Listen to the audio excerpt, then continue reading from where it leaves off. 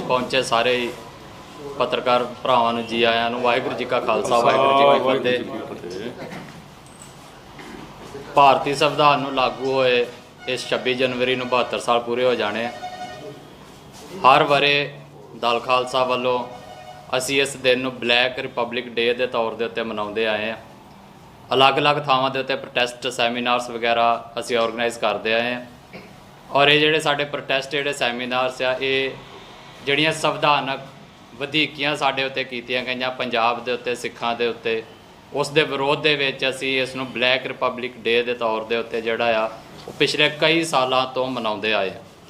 इस बार नौजवान ऑर्गेनाइजेशनस ने जिहड़ियां यूथ ऑर्गेनाइजेशनस है जिस दे दल खालसा दा youth wing Sikh youth of Punjab जिन्हां दे प्रेजिडेंट भाई गुरनाम सिंह जी मूनका साडे नाल मौजूद ने। All India Sikh student federation के जिहड़े मुख सेवादार ने सरदार कंवर चढ़त सिंह जी वो ने और उन्हां दे नाल सिख स्टूडेंट फैडरेशन पिंडरां वालियां दे मुखी भाई रणजीत सिंह दमदमी टकसाल दे। इन्हां नौजवान जथेबंदियां ने इस बार जिहड़ा 26 तरीक नूं जिहड़ियां जो करंट इशूज़ ने प्लस जिहड़ियां साडे नाल जिहड़ियां संविधानक गुलामी जिहड़ी सानूं वार-वार एहसास कराई जाती है उस नूं मुख रखदे होए इन्हां ने इस बार 26 तरीक नूं कोई प्रोग्राम करन दा जिहड़ा मान्या अपना वो बनाया है। उस दे बारे दे विच ये जिहड़े नौजवान आगू ने ये जिहड़ा सारा वो इशूज़ ने जिहड़े उन्हां नूं किस तरीके दे नाल सोचदे ने जां की असीं प्रोग्राम सोचिया उस दे बारे दे विच जथेबंदियां दे आगू साहबान जिहड़े ने वो तुहानूं ब्रीफ करनगे। सो हुण मैं अपने वल्लों जिहड़ा आ वो all India Sikh student federation के जिहड़े प्रधान ने सरदार कंवर चढ़त सिंह जी उन्हां नूं बेनती करांगा कि वो ब्रीफली जिहड़े इशूज़ ने उन्हां नूं ब्रीफ करन और उस तो बाद जो अगला प्रोग्राम उलीकिया जाना आ वो बाकी जिहड़ियां नौजवान जथेबंदियां दे जिहड़े नुमाइंदे बैठे ने वो तुहाडे नाल जिहड़ी गल है वो डिस्कस सारी करनगे। सो हुण तुहाडे नाल जिहड़े सरदार कंवर चढ़त सिंह जी वो अगली गलबात जिहड़ी वो करनगे। वाहिगुरू जी का खालसा वाहिगुरू जी की फतेह। जिवें कि मंड साहब ने एक गल क्लीयर की है कि भारत नूं संविधान मिलिया नूं इहदी बनतर होए नूं 70 साल तो प्लस हो गए ने, पर जिहड़ी कौम ने इस देश के लिए सब तो ज़्यादा सिर वारे ने फांसी दे फंदे चुम्मे ने कुर्बानियां कीतियां ने काले पानी दी सजावां हंडाइयां ने उस कौम नूं किते ना किते नुकरे कीता जा रहा है। भावें वो 47 दी वंड पंजाब दे विचों होवे, भावें वो बाद चों हरियाणा हिमाचल बन जाना होवे, भावें वो पंजाब दे पानियां दा मसला ही क्यों ना होवे। क्योंकि अजकल एक बहुत ब्रेकिंग न्यूज़ आ रही सी अजकल कि भी सरस्वती नदी जिहड़ी है कई हज़ार साल पहलां चलदी सी तो उस नूं रिवाइव करन दे लई MOU दिता जाना है हिमाचल प्रदेश के CM ते हरियाणा दे CM। मैं पूछना चाहुंदा है कि पंजाब दे पानियां दी कीमत नहीं कि पंजाब दे जो पानी सी उन्हां दी कीमत घट है, जो दरिया ऑलरेडी वग रहे ने, जो साडा बनदा हक है कि वो सानूं मिलना नहीं चाहिए। इहदे संबंध भी प्रोटेस्ट होएगा। दूसरा कि किते ना किते आपां वेखदे हैं कि कॉन्स्टिट्यूशनल अमेंडमेंट्स करके यूनीलैटरल कंट्रोल जिहड़ा है वो गवर्नमेंट सिखां नूं ओप्रैस करन दे विच अपना यूज़ करदी है। वो भावें ये फार्म लॉज की गल आपां कर लीए, भावें आपां जे इन रेट्रोस्पैक्ट आपां गल करनी है वी कैन टॉक अबाउट कि जी जिहड़ी 25B है ਉਹਦੇ ਖਿਲਾਫ भी ਜਿਹੜਾ है ਪ੍ਰੈਜ਼ੀਡੈਂਟ ਨੂੰ अपील की गई सी बट ਪ੍ਰੈਜ਼ੀਡੈਂਟ ने उन्होंने नकार दिता सी। वो भावें आनंद मैरिज एक्ट होए, कहने तो भाव है कि बहुत सारे ऐसे मसले ने जो सिख चाहते हैं कि उन्हों का हल होवे। Then all the way from 1947 to 84 साडे नाल की होया, फिर Operation Blue Star, Operation Black Thunder, Operation Wood Rose, Operation Night Dominants, ये सारे जिहड़े है एक लीगल प्रोसीजर दे नाल इन्हां दा नेम दे के कि जी ये लीगल ने उन्हां नूं सिखां दे खिलाफ जिहड़ा है वो वरत्या जांदा, पंजाबियां दे खिलाफ जिहड़ा है वो वरत्या जांदा। जो साडे अधिकार ने उन्हां नूं खोण दी जो साजिश है वो सरकार बार बार करती आ रही है। मैं पूछना चाहुंदा है कि की पंजाबियां दी कॉन्ट्रीब्यूशनस या सिखां दी कॉन्ट्रीब्यूशनस इस देश की आज़ादी दे विच, क्योंकि आज़ादी नूं ही समर्पित यह भी दिहाड़ा हुंदा है, साडी फ्रीडम नूं समर्पित यह भी दिहाड़ा हुंदा है। सो सिख भी उस फ्रीडम का निग मानना चाहुंदे ने। सो साडा वो जिहड़ा एक फ्रीडम है उसनूं क्यों बार बार सरकार जिहड़ा ओप्रैस करके ते खोया जा रहा है। तो जो अजकल का एक होर इशू है जिहदे ते मैं चानना पाउणा चाहांगा तो फिर भाई साहब उन्होंने एक्सप्लेन करनगे कि बंदी सिखां दी रिहाई कि असी बार बार देखते हैं कि एक पास्यों सानू वन हैंड फ्रीडम दी जाती है, दूसरे हाथ सड़ तो वो खोई जाती है। सो ये ऐसा क्यों हो रहा है? ਤੇ ਜਿੱਥੇ ਤੱਕ ਬੰਦੀ ਸਿੱਖਾਂ ਦੀ ਗੱਲ ਆਉਂਦੀ ਹੈ ਤੇ ਅਸੀਂ ਇਸ ਕਾਰਨ ਨਹੀਂ ਇਸ ਇਸ਼ੂ ਨੂੰ ਲੈ ਕੇ ਆ ਰਹੇ ਕਿਉਂਕਿ ਜੀ ਇਲੈਕਸ਼ਨਸ ਆ ਰਹੀਆਂ ਨੇ। ਨੋ, ਇਹ ਬਹੁਤ ਦੇਰ ਦਾ ਮਸਲਾ ਹੈ, ਪਰ ਬਿਕੋਜ਼ ਨਾਓ ਫॉर एग्जांपल ਕਿ ਭੁੱਲਰ ਸਾਹਿਬ ਦਾ ਮਸਲਾ ਹੈ, Kejriwal is coming over here ਕਿ I will give you rights, if you are here to give us rights, if you are here to speak, if you are here to provide freedom to the people of Punjab, then ਆਪਣੀ ਜੋ ਚੁੱਪੀ ਹੈ ਭੁੱਲਰ ਸਾਹਿਬ ਦੇ ਮਸਲੇ ਤੇ ਉਹ ਤੋੜਨ ਤੇ ਉਹਨਾਂ ਨੂੰ ਇਨਸਾਫ ਦੇਣ। ਸੋ ਇਸੇ ਸੰਦਰਭ ਦੇ ਵਿੱਚ ਸਾਡਾ ਜੋ ਪ੍ਰੋਟੈਸਟ ਹੈ 26 ਤਰੀਕ ਨੂੰ ਉਹ 3 ਯੂਥ ਆਰਗੇਨਾਈਜੇਸ਼ਨਸ ਤੇ ਦਲ ਖਾਲਸਾ ਵੱਲੋਂ ਜਿਹੜਾ ਕੀਤਾ ਜਾ ਰਿਹਾ ਹੈ। ਵਾਹਿਗੁਰੂ ਜੀ ਕਾ ਖਾਲਸਾ, ਵਾਹਿਗੁਰੂ ਜੀ ਕੀ ਫਤਿਹ। ਭਾਈ ਰਣਜੀਤ ਸਿੰਘ ਜੀ। ਵਾਹਿਗੁਰੂ ਜੀ ਕੀ ਫਤਿਹ। ਸੋ 26 ਜਨਵਰੀ 1950 ਨੂੰ ਜਿਹੜਾ ਭਾਰਤ ਦਾ ਜਿਹੜਾ ਸੰਵਿਧਾਨ ਸੀ ਉਹ ਲਾਗੂ ਹੋਇਆ ਸੀ, ਪਰ ਇਸ ਸੰਵਿਧਾਨ ਦੇ ਉੱਤੇ ਜਿਹੜੇ ਸਿੱਖ ਨੁਮਾਇੰਦੇ ਸਨ ਉਹਨਾਂ ਨੇ ਦਸਤਖਤ ਨਹੀਂ ਕੀਤੇ ਸਨ, ਸਰਦਾਰ ਭੁਪਿੰਦਰ ਸਿੰਘ ਜੀ ਅਤੇ ਸਰਦਾਰ ਹੁਕਮ ਸਿੰਘ ਜੀ, ਕਿਉਂਕਿ ਇਸ ਸੰਵਿਧਾਨ ਦੇ ਵਿੱਚ ਸਿੱਖਾਂ ਦੀ ਜਿਹੜੀ ਵੱਖਰੀ ਹੋਂਦ ਹਸਤੀ ਆ, ਸਿੱਖਾਂ ਦਾ ਜਿਹੜਾ ਨਿਆਰਾਪਨ ਆ ਉਹਨੂੰ ਨਹੀਂ ਮੰਨਿਆ ਗਿਆ। ਜਿਹੜਾ ਸਿੱਖ ਧਰਮ ਆ ਉਹ ਇੱਕ ਵੱਖਰਾ ਧਰਮ ਆ, ਸਿੱਖ ਕੌਮ ਇੱਕ ਵੱਖਰੀ ਕੌਮ ਆ, ਪਰ ਹਿੰਦੂ ਮਤ ਨੇ ਜਿਵੇਂ ਬੁੱਧ ਧਰਮ ਨੂੰ ਅਤੇ ਜੈਨ ਮਤ ਨੂੰ ਆਪਣੇ ਦੇ ਵਿੱਚ ਨਿਗਲ ਲਿਆ, ਇਸੇ ਤਰ੍ਹਾਂ ਸਿੱਖ ਧਰਮ ਨੂੰ ਵੀ ਆਪਣੇ ਵਿੱਚ ਨਿਗਲਣ ਦੀ ਜਿਹੜੀ ਕੋਸ਼ਿਸ਼ ਆ ਉਹ ਕੀਤੀ। ਹਾਲਾਂਕਿ 1947 ਦੀ ਅਖੌਤੀ ਆਜ਼ਾਦੀ ਤੋਂ ਪਹਿਲਾਂ ਸਿੱਖਾਂ ਦੇ ਨਾਲ, ਸਿੱਖ ਨੁਮਾਇੰਦਿਆਂ ਦੇ ਨਾਲ ਹਿੰਦੂ ਹਾਕਮਾਂ ਨੇ ਇਹ ਵਾਅਦੇ ਕੀਤੇ ਸਨ ਕਿ ਉੱਤਰੀ ਭਾਰਤ ਦੇ ਵਿੱਚ ਸਿੱਖਾਂ ਨੂੰ ਇੱਕ ਅਜਿਹਾ ਖਿੱਤਾ ਦਿੱਤਾ ਜਾਵੇਗਾ ਜਿੱਥੇ ਸਿੱਖ ਆਜ਼ਾਦੀ ਦਾ ਜਿਹੜਾ ਨਿੱਘ ਆ ਉਹ ਮਾਣ ਸਕਣਗੇ।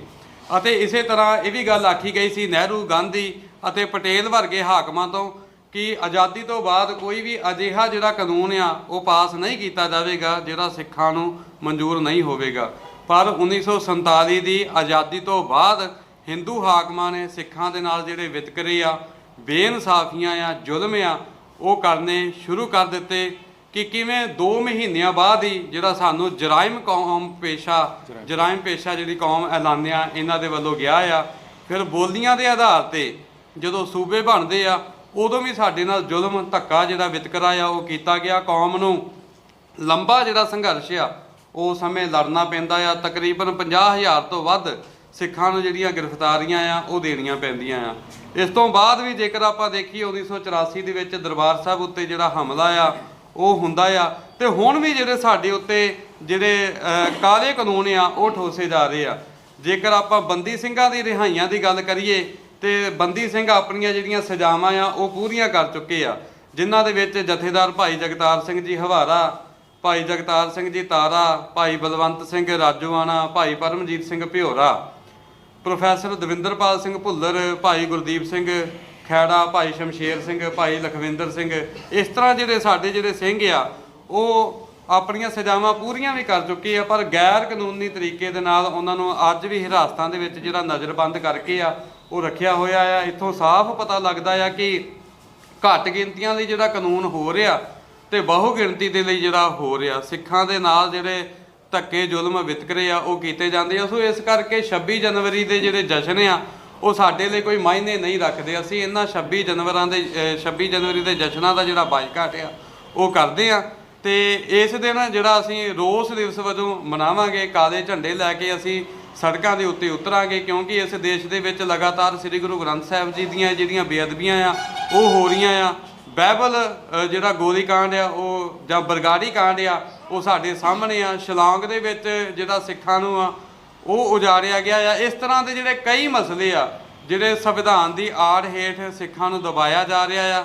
ਸਿੱਖਾਂ ਉੱਤੇ ਜ਼ੁਲਮ, ਵਿਤਕਰੇ, ਬੇਇਨਸਾਫੀਆਂ ਕੀਤੀਆਂ ਜਾ ਰਹੀਆਂ। ਇਹਨਾਂ ਬੇਇਨਸਾਫੀਆਂ ਦੇ ਵਿਰੋਧ ਦੇ ਵਿੱਚ ਅਸੀਂ ਜਿਹੜਾ ਸੜਕਾਂ 'ਤੇ ਉਤਰਾਂਗੇ ਤੇ ਇਸ ਸਰਕਾਰ ਦੇ ਵਿਰੋਧ ਵਿੱਚ ਜਾਂ ਸੰਵਿਧਾਨ ਦੇ ਵਿਰੋਧ ਦੇ ਵਿੱਚ ਅਸੀਂ ਆਪਣਾ ਜਿਹੜਾ ਪ੍ਰੋਟੈਸਟ ਆ ਉਹ ਕਰਾਂਗੇ।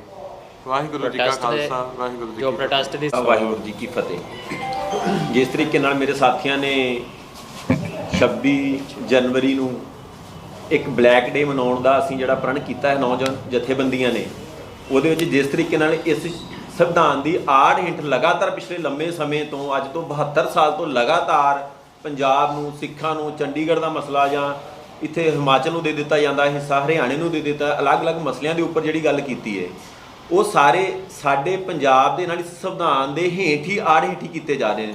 ਤੇ ਜਿਸ ਸੰਵਿਧਾਨ ਨੂੰ ਅੱਜ ਸਰਵ ਉੱਚ ਮੰਨਿਆ ਜਾ ਰਿਹਾ ਆ ਉਸ ਸੰਵਿਧਾਨ ਦੇ ਵਿੱਚ ਲਗਾਤਾਰ ਪਿਛਲੇ 72 ਸਾਲਾਂ ਦੇ ਵਿੱਚ 125 ਤੋਂ ਵੱਧ ਅਮੈਂਡਮੈਂਟ ਇਹਦੇ ਵਿੱਚ ਹੋ ਚੁੱਕੀਆਂ ਨੇ।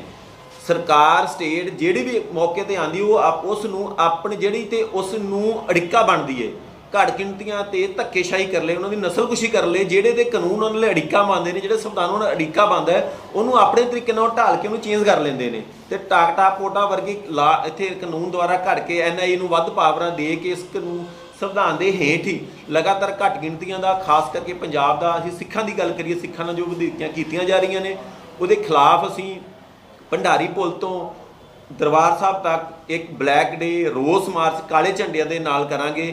ਤੇ ਜੋ ਮੌਕੇ ਦੀ ਹਕੂਮਤਾਂ ਨੇ ਅੱਜ ਕੇਜਰੀਵਾਲ ਦੀ ਗੱਲ ਕਰ ਰਹੀਆਂ, ਰਿਹਾਈ ਬੰਦੀ ਸਿੰਘਾਂ ਦੀ ਰਿਹਾਈ ਦੀ ਗੱਲ ਅੱਜ ਹੋ ਰਹੀ ਹੈ, ਉਹਦੇ ਵਿੱਚ ਜਿੱਥੇ ਕੇਜਰੀਵਾਲ ਜ਼ਿੰਮੇਵਾਰ ਉੱਥੇ ਹੀ ਇੱਥੇ ਮੋਦੀ ਤੇ ਸ਼ਾਹ ਦੀ ਜਿਹੜੀ ਸਰਕਾਰ ਹੈ ਉਹ ਸਰਕਾਰਾਂ ਨੇ ਉਹ ਬਰਾਬਰ ਦੀਆਂ ਜ਼ਿੰਮੇਵਾਰ ਨੇ। ਜੇ ਕੇਜਰੀਵਾਲ ਰਿਹਾ ਨਹੀਂ ਕਰ ਰਿਹਾ ਤੇ ਸੈਂਟਰ ਗਵਰਨਮੈਂਟ ਕੋਲ ਇਹ ਅਥਾਰਟੀ ਹੈਗੀਆਂ ਨੇ ਕਾਨੂੰਨ ਰਾਹੀਂ, ਜੋ ਵਕੀਲ ਦੱਸ ਰਹੇ ਨੇ ਕਿ ਉਹ ਇਹਨਾਂ ਨੂੰ ਆਪਣੇ ਲੈਵਲ ਤੇ ਵੀ ਰਿਹਾ ਕਰ ਸਕਦੇ ਨੇ। ਜਿਹੜੇ 9 ਬੰਦੀ ਸਿੰਘਾਂ ਦੀ ਮੇਨ ਗੱਲ ਹੋ ਰਹੀ ਹੈ, ਜਿਹੜੇ ਲੰਮੇ ਸਮੇਂ ਤੋਂ ਜੇਲ੍ਹਾਂ ਵਿੱਚ ਬੰਦ, ਜਿਹੜੀਆਂ ਆਪਣੀ ਉਮਰ ਕੈਦਾਂ ਭੋਗ ਚੁੱਕੇ ਨੇ, ਉਹਨਾਂ ਨੂੰ ਜਿਹੜਾ ਰਿਹਾ ਨਹੀਂ ਕੀਤਾ ਜਾ ਰਿਹਾ। ਲਗਾਤਾਰ ਲੰਬੇ ਸਮੇਂ ਤੋਂ ਜਿਹੜਾ 72 ਸਾਲਾਂ ਤੋਂ ਜੋ ਰੋਹ ਪੰਜਾਬ ਨੂੰ ਦੇਖਣਾ ਝੱਲਣਾ ਪੈ ਰਿਹਾ, ਉਹਦੇ ਖਿਲਾਫ ਅਸੀਂ ਜਿਹੜਾ ਇਹ ਰੋਸ ਮਾਰਚ ਕਰਾਂਗੇ। ਤੇ ਅਸੀਂ ਨੌਜਵਾਨਾਂ ਨੂੰ ਅਪੀਲ ਕਰਦੇ ਹਾਂ ਕਿ ਜਿਹੜੇ 26 ਜਨਵਰੀ ਦੇ ਜਸ਼ਨ ਮਨਾਏ ਜਾਂਦੇ ਨੇ, ਜਸ਼ਨਾਂ ਦਾ ਬਾਈਕਾਟ ਕੀਤਾ ਜਾਵੇ ਤੇ ਆਉਣ ਵਾਲੀ ਆਪਣੀ ਪੀੜ੍ਹੀ ਨੂੰ ਇਹ ਸਮਝਾਇਆ ਜਾਵੇ ਕਿ ਜਸ਼ਨ ਸਿੱਖਾਂ ਲਈ ਮਨਾਉਣ ਦੇ ਜਸ਼ਨ ਨਹੀਂ, ਇਹ ਸਿੱਖਾਂ ਲਈ ਕਾਲਾ ਦਿਨ ਤੇ ਕਾਲੇ ਦਿਨ ਵੱਲੋਂ ਅਸੀਂ ਜਿਹੜਾ ਇਹਨੂੰ ਮਨਾਵਾਂਗੇ। ਦਰਿਆਈ ਪਾਣੀ ਦੀਆਂ ਗੱਲਾਂ ਜਿਹੜੀਆਂ ਹਮੇਸ਼ਾ ਕੀਤੀ ਜਾਂਦੀਆਂ, ਦਰਿਆਈ ਰੇਤ ਦੀ ਗੱਲ ਕਦੀ ਨਹੀਂ ਕੀਤੀ। ਮਾਫੀਆ ਬਹੁਤ ਤਗੜਾ, ਰੇਤ ਖਾ ਗਿਆ ਸਾਰੀ, ਵੇਚ ਕੇ ਮਾਫੀਆ ਹੀ ਲੋਕਾਂ ਨੂੰ ਮਹਿੰਗੇ ਭਾਵਾਂ ਚ ਮਿਲਦੀਆਂ। ਛੇਵਾਂ ਦਰਿਆ ਵਗਦਾ ਪਿਆ, ਨਸ਼ੇ ਦੀ ਗੱਲ ਆਪਾਂ ਨਹੀਂ ਕਰਦੇ, ਪਾਣੀ ਦੀ ਗੱਲ ਕਰੀ ਜਾਂਦੇ, ਜਿਹੜਾ ਸਿਰੇ ਨਹੀਂ ਚੜ੍ਹਦੇ ਉਹਦੀ ਆਵਾਜ਼ ਬਦਲ ਕਰਦੇ ਨੌਜਵਾਨ ਨਹੀਂ ਚੁੱਕਣਗੇ ਹੋਰ ਕੁਝ ਨਹੀਂ। ਵੇਖੋ ਮੇਰੀ ਗੱਲ ਸੁਣੋ, ਜੋ ਇਹ ਇਸ ਵੇਲੇ ਪ੍ਰੈਸਿੰਗ ਮੈਟਰਸ ਨੇ ਉਸ ਨਾਲ ਤੁਹਾਡੀ ਬਰੀਫਿੰਗ ਕੀਤੀ ਹੈ। ਜਿੱਥੇ ਤੱਕ ਰੇਤਾਂ ਦੀ ਗੱਲ ਆਉਂਦੀ ਹੈ, ਜਿੱਥੇ exploitation of resources of Punjab ਹੋ ਰਿਹਾ ਹੈ, ਜਿੱਥੇ ਰੇਤ ਇੱਕ ਰਿਸੋਰਸ ਹੈ ਉੱਥੇ ਪਾਣੀ ਵੀ ਇੱਕ ਰਿਸੋਰਸ ਹੈ। ਜਿੱਥੇ ਪਾਣੀ ਦੀ ਗੱਲ ਹੋਏਗੀ ਉੱਥੇ ਅਸੀਂ ਰੇਤਾਂ ਦੀ ਵੀ ਗੱਲ ਕਰਾਂਗੇ। ਐਂਡ ਜਿੱਥੇ ਤੱਕ ਡਰੱਗਸ ਦੀ ਗੱਲ ਆਉਂਦੀ ਹੈ, ਹੁਣ ਵੇਖੋ ਕਿ ਗੁਜਰਾਤ ਦੇ ਵਿੱਚ ਕਈ ਟਨ ਜਿਹੜੀ ਡਰੱਗਸ ਫੜੀ ਜਾਂਦੀ ਹੈ। ਦੋਸ਼ ਲਾਇਆ ਜਾਂਦਾ ਕਿ ਪਾਕਿਸਤਾਨ ਤੋਂ ਪੰਜਾਬ ਦੇ ਵਿੱਚ ਆਉਂਦਾ। ਮੈਂ ਪੁੱਛਣਾ ਚਾਹੁੰਦਾ ਹੈ ਕਿ ਜੇ ਗੁਜਰਾਤ ਤੋਂ ਪੰਜਾਬ ਆ ਰਿਹਾ ਉਹਦੇ ਬਾਰੇ ਕੋਈ ਗੱਲ ਕਿਉਂ ਨਹੀਂ ਕਰ ਰਿਹਾ? ਸੋ ਗਵਰਨਮੈਂਟ ਨੇ ਉਹਦੇ ਤੇ ਕੀ ਸ਼ਿਕੰਜਾ ਕੱਸਿਆ? ਅਸੀਂ ਜਿਹੜੀ ਸੈਂਟਰ ਦੀ ਸਰਕਾਰ ਹੈ ਉਸ ਨੂੰ ਪੁੱਛਣਾ ਚਾਹੁੰਦੇ ਹਾਂ ਕਿ ਜੇ ਗੁਜਰਾਤ ਦੇ ਵਿੱਚ ਡਰੱਗਸ ਆ ਰਹੇ ਨੇ ਤਾਂ ਸਭ ਤੋਂ ਜ਼ਿਆਦਾ ਵਰਤੋਂ ਜੇ ਪੰਜਾਬ ਦੇ ਵਿੱਚ ਕੀਤੀ ਜਾ ਰਹੀ ਹੈ ਉਹਦੀ, ਜਾਂ ਉਸ ਨੂੰ ਧਕੇਲਿਆ ਜਾ ਰਿਹਾ ਪੰਜਾਬ ਵੱਲ, ਜਾਂ ਪੰਜਾਬ ਨੂੰ ਇੱਕ ਬੁਰਾ ਆਊਟਲੁੱਕ ਦੇਣ ਦੇ ਲਈ ਉਸ ਨੂੰ ਧਕੇਲਿਆ ਜਾ ਰਿਹਾ ਹੈ, ਤੇ ਉਹਦੇ ਤੇ ਜਿਹੜੀ ਹੈ ਸੈਂਟਰ ਸਰਕਾਰ ਦਾ ਕੋਈ ਪ੍ਰਤੀਕਰਮ ਹੁਣ ਤੱਕ ਵੇਖਣ ਨੂੰ ਨਹੀਂ ਮਿਲਿਆ। ਇਸ ਕਰਕੇ ਅਸੀਂ ਸੈਂਟਰ ਸਰਕਾਰ ਨੂੰ ਵੀ ਕਹਿੰਦੇ ਕਿ ਉਹਦੇ ਤੇ ਆਪਣਾ ਇੱਕ ਪ੍ਰਤੀਕਰਮ ਦੇਣ, ਤੇ ਜੋ ਦੋਸ਼ ਪੰਜਾਬ ਤੇ ਡਰੱਗਸ ਦੇ ਲੱਗਦੇ ਨੇ ਪਹਿਲਾਂ ਗੁਜਰਾਤ ਨੂੰ ਜਾ ਕੇ ਸਾਂਭਣ, ਉਧਰੋਂ ਡਰੱਗਸ ਜਿਹੜੀਆਂ ਪੰਜਾਬ 'ਚ ਜਿਹੜੀਆਂ ਆ ਰਹੀਆਂ ਨੇ ਉਹਨਾਂ ਨੂੰ ਰੋਕਣ। ਰੇਤਾ ਜੀ ਅਸੀਂ ਸਰਕਾਰਾਂ ਨੂੰ ਅਪੀਲ ਕਰ ਸਕਦੇ ਹਾਂ, ਅਸੀਂ ਸਰਕਾਰਾਂ ਨੂੰ ਅਪੀਲ ਕਰਾਂਗੇ। ਹੁਣ ਜੇ ਕੱਲ੍ਹ ਨੂੰ ਕੋਈ ਸਰਕਾਰ ਆਂਦੀ ਹੈ, ਹੁਣ ਇਲੈਕਸ਼ਨਸ ਦਾ ਮਾਹੌਲ ਗਰਮਾਇਆ ਹੋਇਆ, ਤੇ ਕੱਲ੍ਹ ਨੂੰ ਜਿਹੜੀ ਵੀ ਸਰਕਾਰ ਆਏਗੀ ਉਸ ਤੋਂ ਅਸੀਂ ਉਮੀਦ ਹੀ ਕਰ ਸਕਦੇ ਹਾਂ, ਜਾਂ ਉਸ ਨੂੰ ਅਸੀਂ ਅਪੀਲ ਕਰ ਸਕਦੇ ਹਾਂ ਕਿ ਰੇਤਾ ਦਾ ਜੋ ਧੰਦਾ ਹੀ ਚੱਲ ਰਿਹਾ ਹੈ, ਐਕਸਪਲੋਇਟੇਸ਼ਨ ਚੱਲ ਰਹੀ ਹੈ, ਭਾਵੇਂ ਕਿਸੇ ਵੀ ਰਿਸੋਰਸ ਦੀ ਹੋਏ, ਉਸ ਤੇ ਠੱਲ ਪਾਈ ਜਾਵੇ। ਦਰਿਆਵਾਂ ਦੀ ਲੋਟ ਹੈ ਜੀ, ਰੇਤਾ ਸੀ ਬਿਲਕੁਲ ਰਿਸੋਰਸ ਸੀ, ਕਾਂਗਰਸ ਦੋਸ਼ ਲਾਉਂਦੀ ਸੀ, ਲੋਕ ਇਹਨਾਂ ਦਾ ਪਰਮਾਨੈਂਟ ਸੋਲੂਸ਼ਨ ਇਹ ਹੈ ਕਿ ਲੋਕ ਜਾਗਰੂਕ ਹੋਣ। ਬਿਲਕੁਲ ਲੋਕ ਇਹਨਾਂ ਨੂੰ ਸਵਾਲ ਪੁੱਛਣ। ਨਹੀਂ ਬਿਲਕੁਲ ਨਹੀਂ, ਕਿ ਮੈਂ ਵੀ ਦਰਿਆਵਾਂ ਦੇ ਕੰਢੇ ਤੇ ਵਸਿਆ ਆ, ਮੇਰਾ ਪਿੰਡ ਆ। ਜਿਹੜੀ ਗਰਾਊਂਡ ਰਿਐਲਿਟੀ ਆ ਸਾਡੀ, ਉਸ ਨੂੰ ਅਸੀਂ ਇਹ ਬਿਲਕੁਲ ਸਮਝੀਏ। ਜਿਹਦੇ ਨਾਲ ਤੇ ਡਾਇਰੈਕਟਲੀ ਪ੍ਰੋਬਲਮ ਇਹ ਰਿਲੇਟ ਕਰਦੀ ਆ, ਉਹ ਇਸ ਦੇ ਬਾਰੇ ਆਵਾਜ਼ ਚੁੱਕਦਾ। ਬਾਕੀ ਲੋਕ ਸਾਰੇ ਅਵੇਸਲੀ ਨਿੰਦੇ ਸੁੱਤੇ ਰਹਿੰਦੇ ਨੇ। ਇਸ ਦਾ ਪਰਮਾਨੈਂਟ ਸੋਲੂਸ਼ਨ ਇਹ ਹੈ ਕਿ ਲੋਕ ਜਾਗਰੂਕ ਹੋਣ। ਜਿਸ ਏਰੀਆਸ ਦੇ ਵਿੱਚ ਇਹ ਪ੍ਰੋਬਲਮ ਹੁੰਦੀ, ਖਾਸ ਤੌਰ ਦੇ ਉੱਤੇ ਉਹ ਆਵਾਜ਼ ਚੁੱਕਣ। ਆਪਣੇ ਪੋਲੀਟੀਕਲ ਜਿਹਨਾਂ ਨੂੰ ਉਹ ਚੁਣ ਕੇ ਭੇਜਦੇ ਨੇ ਉਹਨਾਂ ਨੂੰ ਕਟਹਿਰੇ ਦੇ ਵਿੱਚ ਖੜਾ ਕਰਨ। ਔਰ ਇਹਨਾਂ ਸਾਰੀਆਂ ਪ੍ਰੋਬਲਮਸ ਜਿਹੜੀਆਂ ਤੁਸੀਂ ਗਣਾਈਆਂ, ਚਾਹੇ ਉਹ ਨਸ਼ੇ ਦੀ ਹੋਵੇ, ਅਨਇੰਪਲੋਇਮੈਂਟ ਹੋਵੇ, ਰੇਤ ਮਾਫੀਆ, ਦਰਿਆਈ ਪਾਣੀਆਂ, ਅਸੀਂ ਸਾਡਾ ਇਹ ਮੰਨਣਾ ਆ ਐਜ਼ ਏ ਸਿੱਖ, ਇਹਦਾ ਪਰਮਾਨੈਂਟ ਸੋਲਿਊਸ਼ਨ ਸਾਡੀ ਫਰੀਡਮ ਦੇ ਵਿੱਚ ਪਿਆ ਆ। ਜਦੋਂ ਤੱਕ ਇੰਡੀਅਨ ਲਾਅਸ ਤੇ ਇੰਡੀਅਨ ਸੰਵਿਧਾਨ ਸਾਡੇ ਉੱਤੇ ਲਾਗੂ ਆ, ਉਹ ਇਹੋ ਜਿਹੇ ਕਰਪਟ ਲੀਡਰਸ ਹੀ ਅੱਗੇ ਆਉਣਗੇ ਜਿਹੜੇ ਇਹੋ ਜਿਹੀ ਕਰਪਸ਼ਨ ਸਮਾਜ ਦੇ ਵਿੱਚ ਕਰਦੇ ਰਹਿਣਗੇ। ਪਰਮਾਨੈਂਟ ਸੋਲਿਊਸ਼ਨ ਇਹਦਾ ਪੰਜਾਬ ਦੀ ਆਜ਼ਾਦੀ ਦੇ ਵਿੱਚ ਆ। ਜਦੋਂ ਪੰਜਾਬ ਆਜ਼ਾਦ ਹੋਵੇਗਾ, ਉਹਦੇ ਵਿੱਚ ਇੱਕ ਗੱਲ ਮੈਂ ਸ਼ੋਰ ਇਹ ਜ਼ਰੂਰ ਕਰ ਦੇਵਾਂ, ਹਾਲਾਂਕਿ ਬੜੀ ਵਾਰ ਕਿਹਾ ਜਾਂਦਾ ਕਿ ਜਦੋਂ ਪੰਜਾਬ ਆਜ਼ਾਦ ਹੋ ਜਾਏਗਾ ਉਹਦੇ ਵਿੱਚ ਇਹ ਕਰਪਟ ਲੀਡਰ ਚੱਲਣਗੇ। ਉਹੀ ਇਮਾਨਦਾਰ ਲੀਡਰਸ਼ਿਪ ਪੰਜਾਬ ਨੂੰ ਆਜ਼ਾਦੀ ਦਿਵਾਏਗੀ ਜਿਹੜੀ ਪ੍ਰੋਪਰ ਇਮਾਨਦਾਰ ਹੋਵੇਗੀ। ਇਹ ਕਰਪਟ ਦਵਾ ਹੀ ਨਹੀਂ ਪਾਉਣਗੇ। ਸੋ ਉਸ ਸਮੇਂ ਦੇ ਉੱਤੇ ਜਿਹੜਾ ਵਾ ਸੰਵਿਧਾਨ ਦੇ ਉੱਤੇ ਵਿਸ਼ਵਾਸ ਨਹੀਂ ਕਿ ਲੀਡਰਾਂ ਤੇ ਵਿਸ਼ਵਾਸ ਨਹੀਂ, ਦੋਵੇਂ ਚੀਜ਼ਾਂ ਦੇ ਐਜ਼ ਸੱਚ ਐਜ਼ ਮੌਜੂਦਾ ਸਮੇਂ ਦੇ ਉੱਤੇ ਭਾਰਤੀ ਸੰਵਿਧਾਨ ਨੇ ਜਿੰਨਾ ਸਾਡੀ ਹੋਂਦ ਮੰਨੀ ਨਹੀਂ, ਉਸ ਦੇ ਉੱਤੇ ਕੀ ਵਿਸ਼ਵਾਸ ਅਸੀਂ ਕਰੀਏ?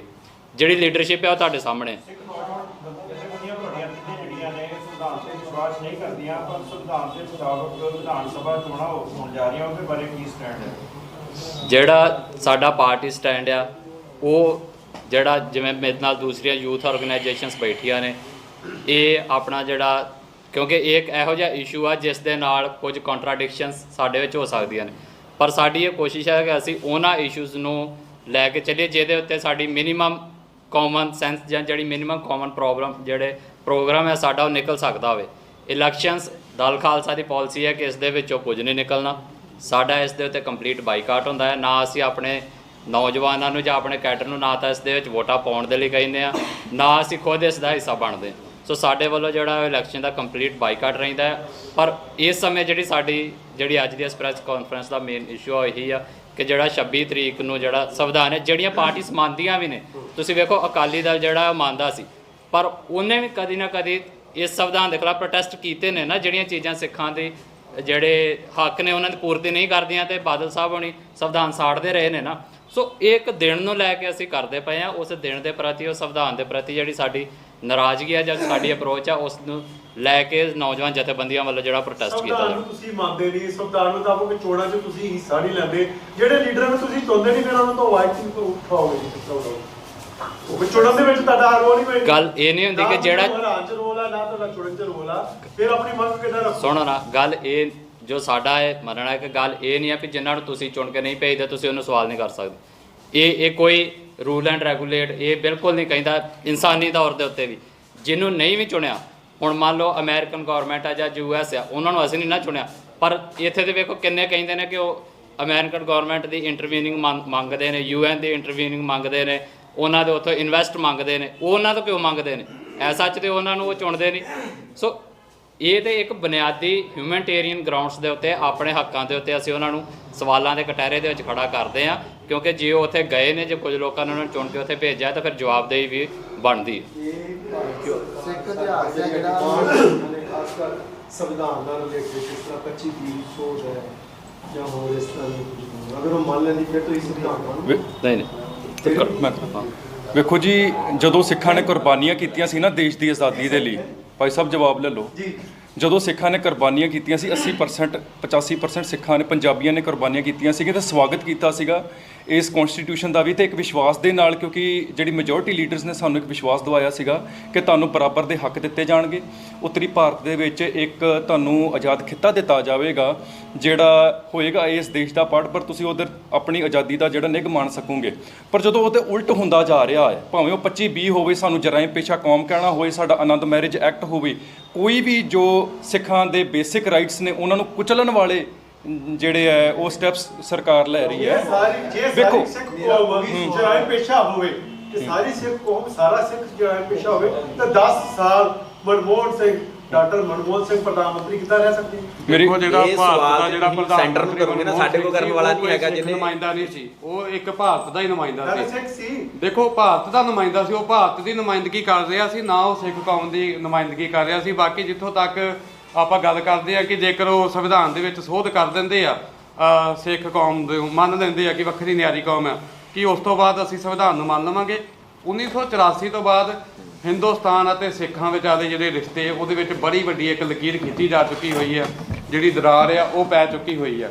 ਸਿੱਖ ਆਪਣਾ ਜਿਹੜਾ ਸੰਘਰਸ਼ ਆ ਉਹ ਹੁਣ ਆਜ਼ਾਦੀ ਵੱਲ ਲੈ ਕੇ ਜਾ ਰਹੇ ਆ ਕਿ ਜੇ ਦਰਬਾਰ ਸਾਹਿਬ ਉੱਤੇ ਹਮਲਾ ਹੋਇਆ ਤਾਂ ਖਾਲਿਸਤਾਨ ਦੀ ਜਿਹੜੀ ਨੀਂਹ ਆ ਉਹ ਰੱਖੀ ਜਾਵੇਗੀ। ਉਸ ਖਾਲਿਸਤਾਨ ਦੀ ਆਜ਼ਾਦੀ ਦੇ ਵਾਸਤੇ ਸਾਡੇ ਸਿੰਘਾਂ ਸੂਰਮਿਆਂ ਨੇ ਇੱਕ ਦਹਾਕਾ ਜਿਹੜੀ ਜੰਗ ਆ ਉਹ ਲੜੀ, ਤੇ ਅੱਜ ਵੀ ਜਿਹੜੀ ਉਹ ਜੰਗ ਆ ਉਹ ਜਾਰੀ ਆ, ਚਾਹੇ ਉਹ ਲੋਕਤੰਤਰਿਕ ਤਰੀਕੇ ਦੇ ਨਾਲ, ਸ਼ਾਂਤਮਈ ਤਰੀਕੇ ਦੇ ਨਾਲ, ਉਹ ਸਾਡੀ ਜਿਹੜੀ ਜਾਰੀ ਆ। ਇਸ ਸੰਵਿਧਾਨ ਦੇ ਵਿੱਚ ਜਿਹੜੀ ਸੋਧ ਆ ਉਹ ਤਾਂ ਅਸੀਂ ਫਿਰ ਵੀ ਕਰਾਉਣੀ ਆ, ਭਾਵੇਂ ਖਾਲਿਸਤਾਨ ਬਣ ਵੀ ਜਾਂਦਾ ਹੈ, ਪਰ ਇਹਦਾ ਮਤਲਬ ਇਹ ਨਹੀਂ ਕਿ ਜਿਹੜਾ ਭਾਰਤ ਆ ਉਹ ਸਾਨੂੰ ਹਿੰਦੂ ਰੂਪ ਦੇ ਵਿੱਚ ਹੀ ਦੇਖੇ। ਸਾਡੀ ਇੱਕ ਵੱਖਰੀ ਪਹਿਚਾਣ ਆ, ਸਾਡਾ ਜਿਹੜਾ ਇੱਕ ਵੱਖਰਾ ਧਰਮ ਆ। ਤੁਸੀਂ ਸੰਵਿਧਾਨ ਦੇ ਵਿੱਚ ਸੋਧ ਕਰਾਉਣ ਦੀ ਗੱਲ ਕੀਤੀ ਹੈ, ਪਰ ਸਕੂਲ ਕਾਲਜਾਂ ਦੇ ਵਿੱਚੋਂ ਜਿਹੜਾ ਵਾ ਸਿੱਖ ਧਰਮ ਦੇ ਇਤਿਹਾਸ ਨੂੰ ਜਿਹੜਾ ਉਹ ਖਤਮ ਕੀਤਾ ਜਾ ਰਿਹਾ, ਉੱਥੇ ਕੀ ਪ੍ਰਕਿਰਿਆ? ਦੇਖੋ ਸੰਵਿਧਾਨ ਦੀ ਆੜ ਹੇਠ ਹੀ ਇਹ ਲੰਬੇ ਸਮੇਂ ਤੋਂ RSS ਵਰਗੀਆਂ ਜਿਹੜੀਆਂ ਸੰਸਥਾਵਾਂ ਆ ਉਹ ਸਾਡੇ ਧਰਮ ਨੂੰ, ਸਾਡੇ ਸੱਭਿਆਚਾਰ ਨੂੰ, ਸਾਡੇ ਇਤਿਹਾਸ ਨੂੰ ਜਿਹੜਾ ਨਿਸ਼ਾਨਾ ਆ ਉਹ ਬਣਾ ਰਹੇ ਆ। ਜਿਵੇਂ ਬਾਬਾ ਬੰਦਾ ਸਿੰਘ ਬਹਾਦਰ ਨੂੰ RSS ਵਰਗੀਆਂ ਸੰਸਥਾਵਾਂ ਵੱਲੋਂ ਵੀਰ ਬੰਦਾ ਬੈਰਾਗੀ ਬਣਾ ਕੇ ਪੇਸ਼ ਕੀਤਾ ਗਿਆ। ਗੁਰੂ ਤੇਗ ਬਹਾਦਰ ਸਾਹਿਬ ਜੀ ਮਹਾਰਾਜ ਧਰਮ ਦੀ ਚਾਦਰ, ਉਹਨਾਂ ਨੂੰ ਹਿੰਦ ਦੀ ਚਾਦਰ ਜਿਹੜਾ ਬਣਾ ਕੇ ਆ ਉਹ ਪੇਸ਼ ਕੀਤਾ। ਹੁਣ ਸਾਹਿਬਜ਼ਾਦਿਆਂ ਦੀ ਜਿਹੜੀ ਮਹਾਨ ਸ਼ਹਾਦਤ ਹੈ, ਲਸਾਨੀ ਸ਼ਹਾਦਤ, ਉਹਨੂੰ ਵੀਰ ਬਾਲ ਦਿਵਸ ਵਜੋਂ ਜਿਹੜਾ ਮਨਾਉਣ ਦਾ ਜਿਹੜਾ ਐਲਾਨ ਆ ਪ੍ਰਧਾਨ ਮੰਤਰੀ ਮੋਦੀ ਵੱਲੋਂ ਕੀਤਾ ਜਾਂਦਾ। ਇਹ ਵੀ ਇੱਕ RSS ਦਾ ਜਿਹੜਾ ਏਜੰਡਾ ਸੀ, ਉਹਨਾਂ ਨੂੰ ਫਿੱਟ ਬੈਠਦਾ ਸੀ ਤੇ ਉਹਨਾਂ ਨੇ ਜਿਹੜਾ ਐਲਾਨ ਆ ਉਹ ਕਰ ਦਿੱਤਾ। ਹਾਲਾਂਕਿ ਲੰਬੇ ਸਮੇਂ ਤੋਂ ਸਾਡੀਆਂ ਜਿਹੜੀਆਂ ਮੰਗਾਂ ਉਹ ਲਟਕ ਰਹੀਆਂ ਆ, ਚੰਡੀਗੜ੍ਹ ਪੰਜਾਬ ਨੂੰ ਦਿੱਤਾ ਜਾਵੇ, ਪਰ ਉਹ ਐਲਾਨ ਨਹੀਂ ਕੀਤਾ ਜਾਂਦਾ। ਅੰਮ੍ਰਿਤਸਰ ਨੂੰ ਪਵਿੱਤਰ ਸ਼ਹਿਰ ਦਾ ਦਰਜਾ ਦੇਣ ਦੀ ਗੱਲ ਆ, ਉਹ ਐਲਾਨ ਨਹੀਂ ਹੁੰਦਾ। ਬੰਦੀ ਸਿੰਘਾਂ ਦੀ ਰਿਹਾਈਆਂ ਦੀ ਗੱਲ, ਉਹ ਐਲਾਨ ਨਹੀਂ। ਪਰ ਜਿਹੜਾ ਏਜੰਡਾ ਇਹਨਾਂ ਨੂੰ ਆਪਣੇ ਸਿਆਸੀ ਮਫਾਦਾਂ ਲਈ ਫਿੱਟ ਬੈਠਦਾ ਹੋਵੇ ਤੇ ਉਹ ਜਿਹੜਾ ਐਲਾਨ ਆ ਇਹਨਾਂ ਵੱਲੋਂ ਬਹੁਤ ਛੇਤੀ ਕੀਤਾ ਜਾਂਦਾ ਆ। ਸੋ ਲੰਬੇ ਸਮੇਂ ਤੋਂ ਜਿਹੜਾ ਸਿੱਖ ਕੌਮ ਉੱਤੇ ਵੱਖ-ਵੱਖ ਤਰੀਕਿਆਂ ਦੇ ਨਾਲ ਜਿਹੜੇ ਹਮਲੇ ਆ ਉਹ ਹੋ ਰਹੇ ਆ। ਸੋ ਇਹਨਾਂ ਹਮਲਿਆਂ ਦੇ ਰੋਸ ਵਜੋਂ ਹੀ ਅਸੀਂ ਜਿਹੜਾ ਕਾਲਾ ਦਿਨ ਆ ਉਹ ਮਨਾਉਣ